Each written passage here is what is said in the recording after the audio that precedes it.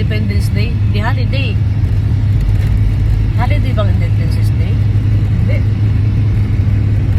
Di ba? So guys, kahabaan ng kalsada. Kalsada na naman tayo guys. Kuya, okay. Ba't 8 ba ang window? Ha? 8 o'clock? Sino? Ang window? Alin? Window ng coding 8? Hindi yung kuhan, yung... Ah, si JJ? Oh, yung pangit na. Lumabas siya. Hindi Hindi, maganda. minasilya tapos hindi parang hindi natuloy. Ha? Minasilya tapos parang hindi natuloy. Ang dami lahat, oh. Ano ka ba? Eh, ano ba? Ginahalo yan. Dapat nahalo ng mixer na maayos yan. Pero kung ano-ano gumagawa niya, wala yan. Bawat may stoplight kami guys, at na-check po stop. Doon kami sa 13th Avenue, stop. Doon kami sa 15th Avenue, stop. Doon naman sa Pitwasan 20, stop.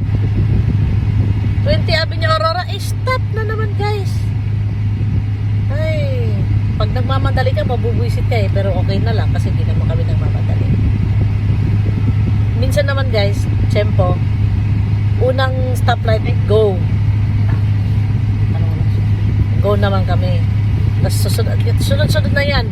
Pag na-tsempohan namin yung stoplight na go, go ng go yan, go ng go. Pag na-tsempohan naman namin ng stop, wala na. Stop ng stop yan guys.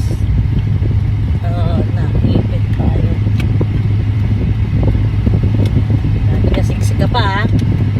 Makulit ka blue ka, siksik ka pa ha. Sabi niya, naipit. Siksik ka ng pochik. Ayan. Nasa kahabaan na kami ng Aurora guys. So, masarap pa bumiyahe kasi hindi pa volume ang traffic. Ayan. Lilihis kami dito sa kanan. Para, kasi stoplight na naman yun guys. Ay, puro stoplight, stoplight, stoplight. Ano ba naman yan?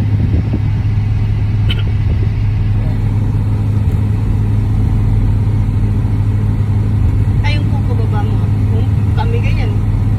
Binili sa akin ko niya. Jamay na. Uy, si Crush. Malapit na kita, Crush. Yun. Yung van. Yung bagong labas na. Starry. Yung van, guys. Ang bintana. Ha? Laki. Nakikita mo Yung tao- van na, na Toyota, at saka van na Nissan, tuwing makikita ko yan, tuwing makakasalubong ko yan, o kaya tuwing nasa harapan namin yan, ang tawag ko dyan si Crush. Pag dumadaan sa amin yan, or nasa harapan namin, hi Crush!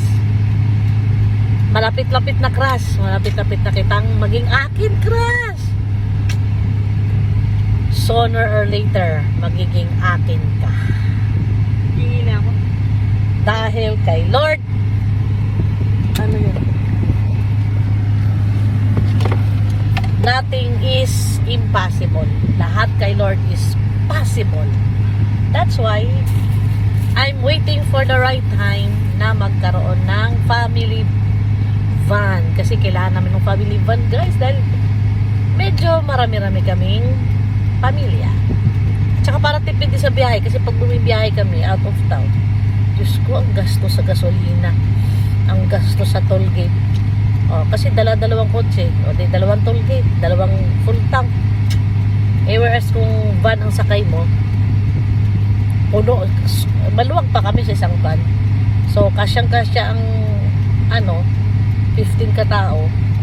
Kami guys, lang naman kami, 13 sa family. So, kasyang-kasya. So, makakatipid na, no? Pero, hindi naman siya minamadali. It can wait naman. That's why. Hi, Crush. I'm willing to wait. Bye.